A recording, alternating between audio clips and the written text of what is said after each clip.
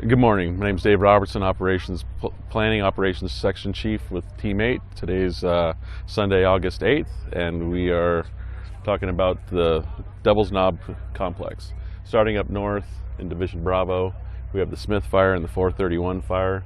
431's still 5 acres.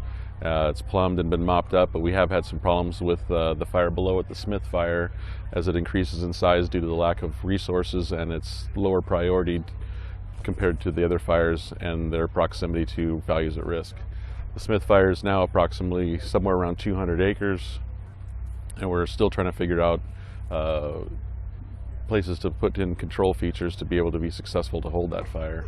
Moving down into Division Charlie, the large fire there, Mule's given us some problems yesterday and escaped our initial control lines a little bit, but they were able to catch some of those. It's getting closer to about 600 acres now, but we have those initial lines in, and we have some contingency lines in place that we're continuing to strengthen to make sure that we can control that fire.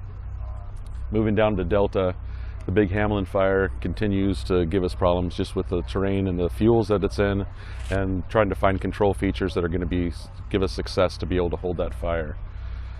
The 446 Fire and the 495 Fire, the two fires on either side of Beaver Creek, are continuing to give us issues. We put a lot of retardant in on those fires to try to hold them, to try to keep them on a place where we can attack them, but due to the terrain and the fuels that are left there from the Whiskey Fire of 2013, they're extremely difficult and hard to get firefighters in there safely to be able to control those.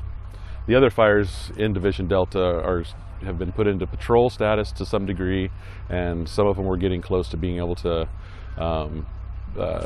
put less checks on them and keep our resources on the larger fires to keep going on them.